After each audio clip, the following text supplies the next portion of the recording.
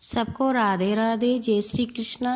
कार्तिक महात्म्य का आज 5वां अध्याय का अध्ययन करेंगे। इसमें कार्तिक मास के स्नान की विधि और नियम है। राजा पृथु बोले, हे मुनिवर, आपने कार्तिक और माघ मास का महाफल वर्णन किया है। अब आप स्नान की विधि और नियम से विस्तार कहिए, क्योंकि आप उद्यापन की विधि कहने में समर्थ हैं। नारद जी बोले, हे राजन, तुम विष्णु के अंश में उत्पन्न हुए हो, अतः तुमसे कोई बात छिपी नहीं है, तथा मैं नियमों का वर्णन करता हूँ। अश्विन मास में शुक्ल पक्ष की एकादशी से सावधान होकर कार्तिक के व्रतों को प्रारंभ करें। पहर रात्रि रहे तब प्रतिदिन उठे और जल का पात्र लेकर ग्राम से बाहर उत्तर दिशा की ओर जाए। दिन में सायंकाल जनेऊ को कान में चढ़ाकर उत्तर को मुख करके भूमि पर तृण बिछावे और सिर को कपड़े से ढक ले। मुख को बंद करके थूकना और श्वास लेना बंद करके मलमूत्र त्याग करे। यदि रात्रि हो तो दक्षिण दिशा को मुख करके शौच करे।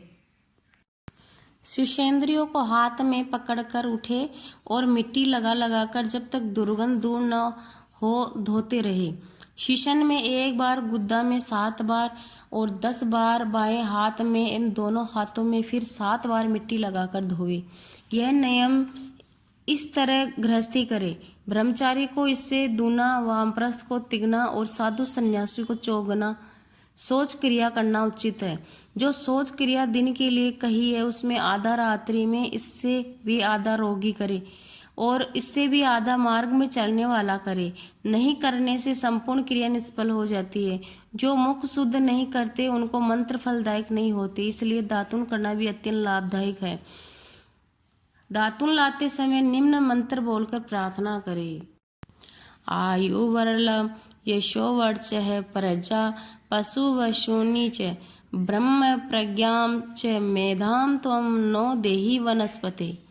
वृक्ष कहे, हे वनस्पति, तुम हमको आयु, बल, यश, तेज, संतान, द्रव्य, यज्ञ एवं वेद पाठ की शक्ति और बुद्धि दे। इस प्रकार मंत्र को फड़कर बबूल, गुल्लर आदि किसी दूध के वृक्ष की 12 अंगुली लंबी दातुन लावे। श्राद्ध तिथि एवं व्रत के दिन दातुन ना करे। प्रतिपदा, अमावस्या, नवमी, षष्ठी तिथि और रविवार तथा चंद्र सूर्य ग्रहण के दिन दातुन ना करे। कांटों के वृक्ष कंटेरी, शंभालू, कपास, पिप्पल, वट, अरंड और दुर्गंध वृक्षों की दातुन न करे। तदंतर विष्णु और शिव के मंदिर में प्रसन्नता से विधि पूर्वक पुष्प, गंध, तांबूल आदि ले जाए और भगवान को बिल्व पत्र आदि पूजन के उपचार के साथ नमस्कार करके गीता आदि स्तुति गान करे एवं मधुर वाणी से भजन गावे। फिर ताल, वीणा, मृदंगादि ध्वनि से युक्त उन नाचों और गानों वालों को चंदन पुष्पादि से पूजन कर स्वागत करे, क्योंकि देवालयों में भजन कीर्तन करने वाले लोग विष्णु स्वरूप होते हैं। जैसे सतयुग में जब तब ज्ञान, दान आदि भगवान को प्रसन्न करते हैं, वैसे ही कलयुग में भक्ति पूर्वक भजन संकीर्तन आदि ही एकमात्र साधन है। हे राजन, मैंने जब भगवान से पूछा कि आप कहाँ निवास करते हैं, तब वे बोले, हे नारद, मैं बैकुंठ तथा योनियों के हृदय में नहीं रहता हूँ। मेरा निवास तो भक्तों के कीर्तन आदि गान में है। गंध पुष्प आदि से जो मेरे भक्तों को पूजन करते हैं, उससे मैं इतना प्रसन्न होता हूँ जितना कि मैं अपने पूजन से नहीं होता। जो मूढ़ लोग पुराणों की कथा सुनकर और मेरे भक्तों द्वारा किए गए संकीर्तन गान को सुनकर उनकी निंदा करते हैं, वे मेरे शत्रु के समान है।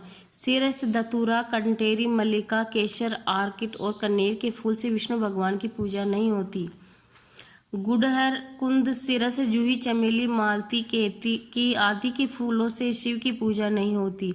लक्ष्मी के चाहने वालों को तुलसी दलों से गणेश जी की, दुर्वा से दुर्गा की, अगस्त के फूलों से सूर्य की पूजा नहीं करनी चाहिए तथा योग्य फूलों की विधि से ही देवताओं की पूजन करके भगवान से क्षमा प्रार्थना करें। हे सूर्येश्वर, हे देव, मैं मंत्रहीन, भक्तिहीन और क्रियाहीन हूँ, अतः अज्ञातवश मैंने आपकी जो कुछ भी पूजा की है वह परिपूर्ण होवे।